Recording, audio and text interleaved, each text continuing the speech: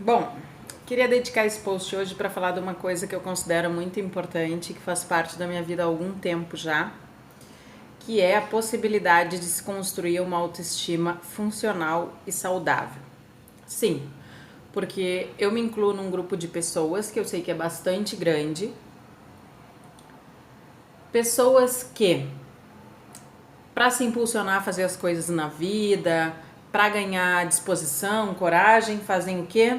Se autocriticam, se auto punem, se obrigam, se maltratam para poder ter as respostas positivas que gostariam. Esse já é o seu gatilho natural de motivação. Só que não. Porque isso ao longo dos anos, com o passar do tempo, vai se tornando extremamente pesado, desgastante, desestimulante. E é aquela sensação que muitas pessoas têm do quanto é pesado viver na sua própria pele. E sim, quando é desse jeito, realmente é muito pesado viver na própria pele. Então faz alguns bons anos que eu venho me dedicando a construir uma autoestima funcional para mim, para da mesma maneira poder ajudar outras pessoas a construírem autoestimas funcionais para elas. Porque isso é possível. Dá trabalho, bastante. É um grande processo, é uma grande jornada. Porque muitas vezes quando você tira um filtro, quando você resolve uma questão consigo, você descobre que embaixo daquela existem várias outras que precisam ser vistas, que também precisam serem resolvidas, porque se não forem, vão voltar a ativar aqueles gatilhos que você pensa que já resolveu. Então, é bastante complexo quando a gente fala sobre autoestima, sobre o que a gente vê, como a gente se avalia, né? O que é, na verdade, estima, estimar alguém. Quando a gente fala sobre autoestima, a gente está falando sobre se estimar, sobre qual avaliação nós fazemos de nós mesmos. Essa avaliação que a gente faz sobre a gente, ela é nossa mesmo? Ou a gente comprou a ideia que os outros têm da gente? Ou a gente comprou uma ideia social que precisa ser aceita, que precisa ser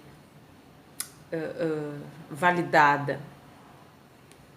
Qual é a nossa posição hoje em relação à maneira como a gente se enxerga, como a gente se avalia? Foi a gente que criou essa autoestima? Ou foram os outros que nos fizeram ter essa compreensão de nós? Foi o olhar dos outros, dos nossos pais, dos nossos avós, dos nossos amigos, que nos fazem com que a gente se perceba assim, ou a gente se olha no espelho e se vê? Com muita certeza e propriedade do que eu estou dizendo, 80% pelo menos das pessoas não se veem quando se olham. E isso é sério e isso é grave.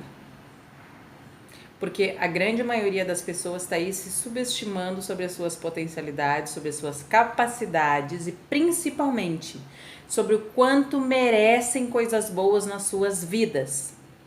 Sim, não se sentem merecedores de muitas coisas, o merecimento sempre vem acompanhado depois da tristeza ou da tragédia ou alguma coisa negativa tem que acontecer logo em seguida para que você não se sinta completamente culpado por estar tendo coisas boas na sua vida.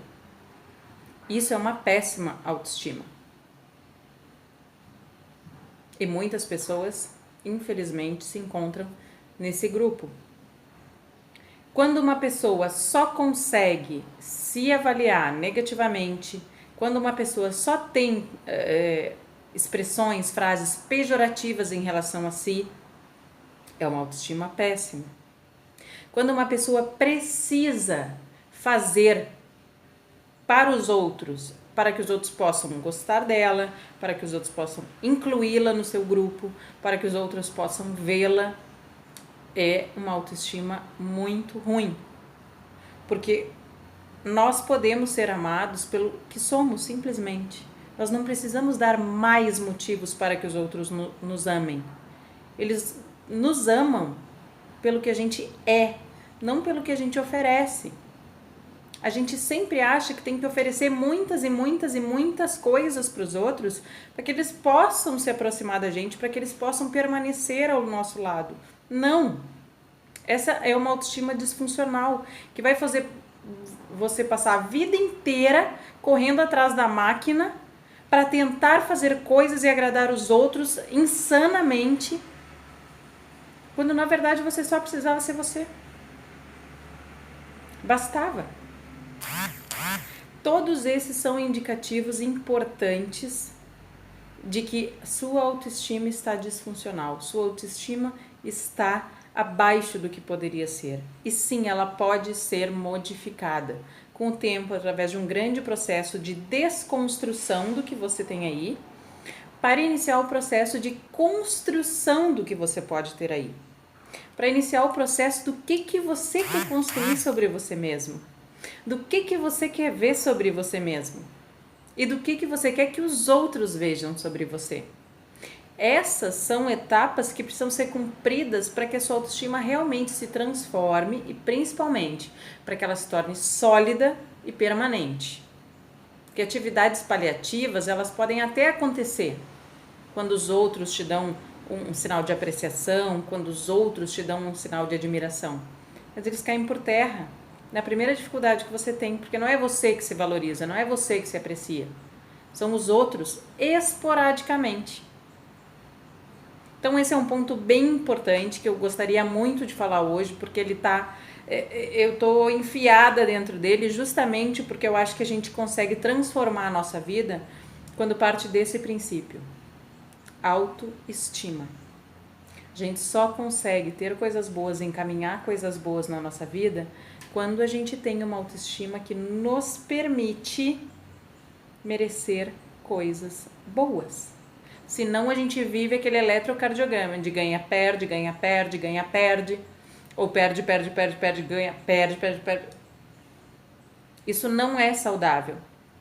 E quando você vive assim, se você se identifica com isso, é sinal de que você está passando por isso, ou de que você construiu essa autoestima disfuncional e pode reverter esse processo o quanto antes. Mas, como eu disse e volto a repetir, é um processo. Exige ser feliz, exige coragem, exige disposição, autoconhecimento. Vale muito a pena, muito mais do que qualquer outro investimento que você possa fazer na sua vida. Mas exige, não é só ir lá. Depende de como você vai agir, de como você vai lidar com isso e do quanto você está disposto a se fazer diferente. Bom, por hoje eu acho que é isso. Até o próximo.